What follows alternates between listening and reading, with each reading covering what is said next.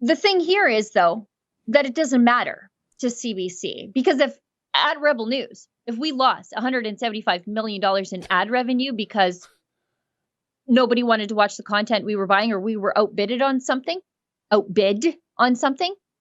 would be the end of us. Everybody would be fired. If we were still alive, it would be under completely new management. Everybody involved would, just nuked. Everybody would be gone. CBC, did anybody lose a job over this? I bet not. It's nothing. It's a shrug of the shoulders when the taxpayer is picking up the difference. And DER5 gives us $5. CBC's $1.5 billion plus could really come in handy for some out-of-work taxpayers right now. Yeah, I see that Rosie Barton's getting a new show and she hopes everyone will watch, which they won't because it's on the CBC. A new show? You mean they're bringing back the Gong Show, Sheila? Didn't she get run out of her old show because she didn't check enough identity boxes? And so she was sort of, remember they had that, like the National had like 75 people co-hosting it from every sort of subgenre of humanity because they had to meet all these like gender and identity quotas. And she was the least diverse, I guess. And so she was sort of shoved out. But she's getting her own show because it's the CBC. And of course, you fail upwards there. And so, yeah, she tweeted something like, oh, I'm getting a new show. I hope you'll watch. It's the CBC, so no one will watch. No one will care. Sheila, does that mean that the CBC is going to have to update her emoji and they're going to have to get a committee and then put it out to an art studio? I know. And you know what? CBC, all their emojis should just be one of those like sacks of money. That's all they're good for. Speaking of CBC, before we like bust ahead on some of these super chats that are really rolling in because you have the most generous people. We do. I just want to talk about this exclusive access to information story that we have up on the website today. Just came out this morning. We do hundreds of access to information filings every single year, couple a day, every single day, 300 and some odd days of the year. Very even rarely take a day off filing these things.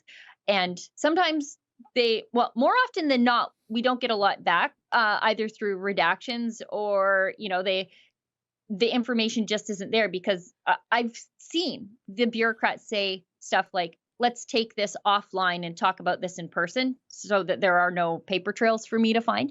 But we had one.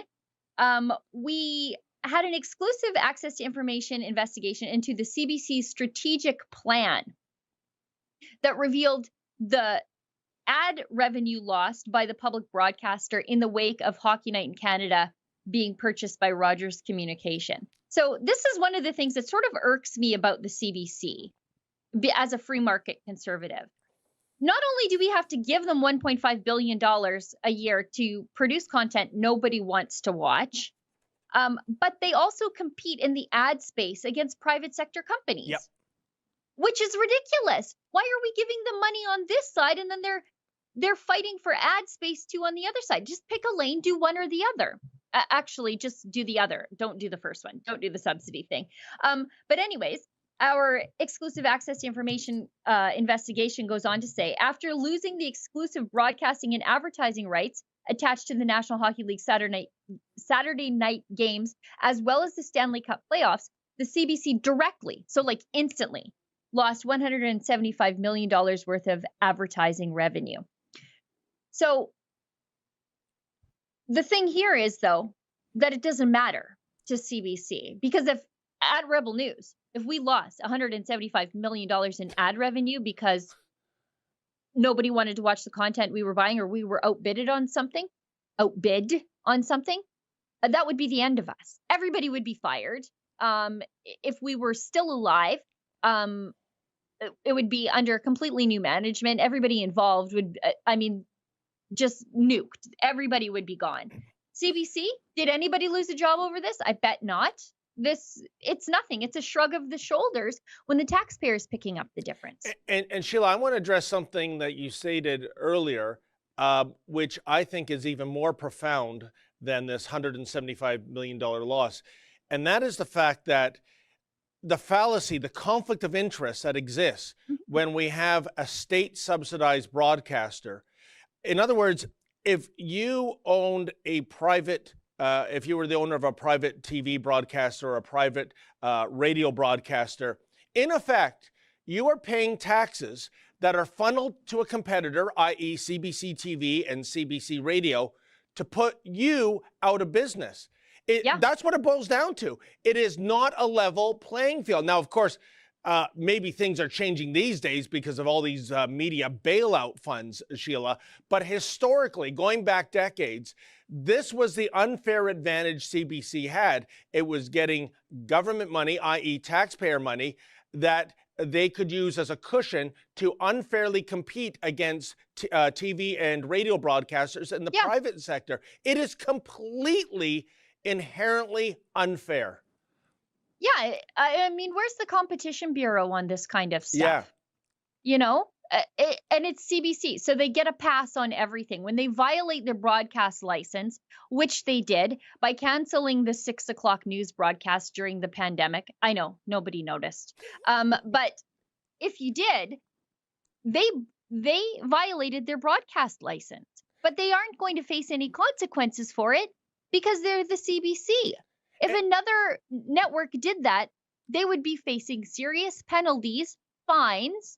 Their broadcast license would be in jeopardy, but it's the CBC, so whatever. And Sheila, maybe there was a historical reason with a little bit of merit for this kind of subsidization. I'm talking about going back, say, 75 years ago, right? That Canada is a huge country, not very heavily populated. And, you know, it doesn't make financial sense to have a national broadcaster, at least in the beginning. We've got to, you know, subsidize this broadcaster to get our signal out. Well, and I mean, even heck, when I lived in Newfoundland from 1975 to 77, 2 channels, CBC and CTV. I remember such lonely Friday evenings because I had no friends in Newfoundland.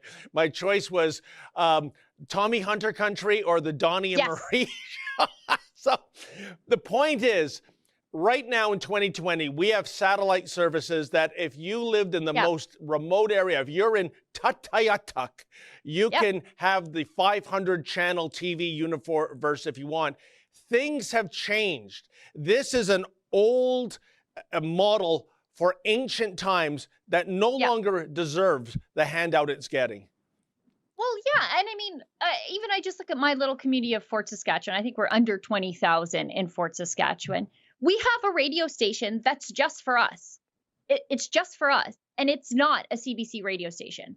Actually, CBC in Edmonton, I mean, half the time they aren't even covering the Edmonton news. If you tune in after like 6 o'clock, then you get like the weird stuff like cross country checkup, which is fine. But then you get like As It Happens. And I'm not sure how that's Canadian content. One time I used to live tweet As It Happens, just so that the world could realize how ridiculous the CBC was in real time.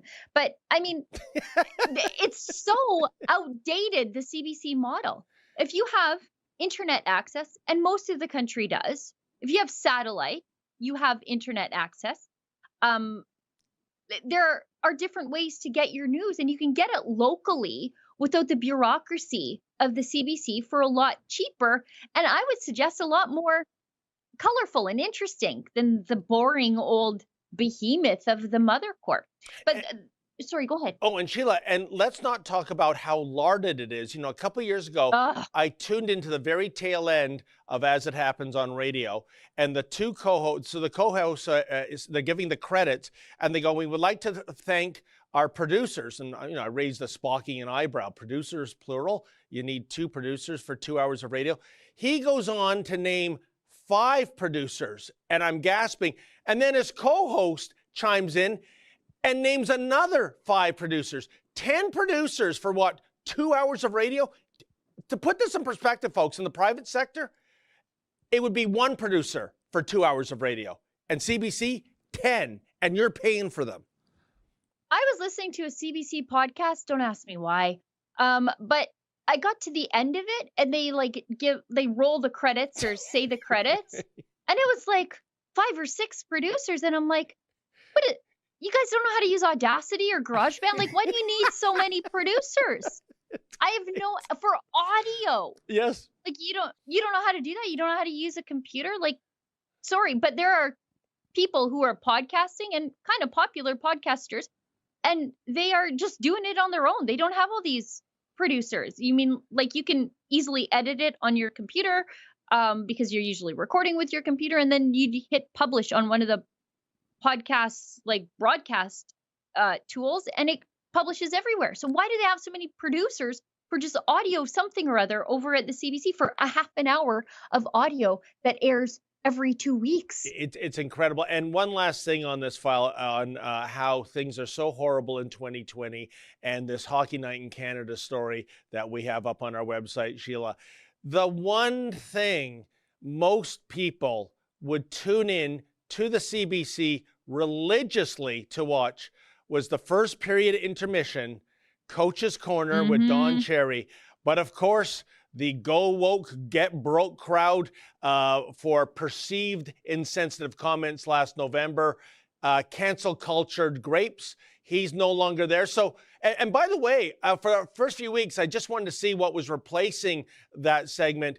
Oh my God, Sheila, just endless woke stories about athletes putting up with some sort of misery or another to their rise to the top.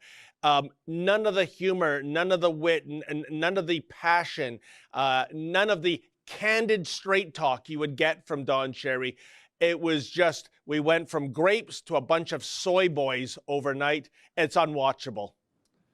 I hope that Judas Ron McLean gets laid off very, very soon.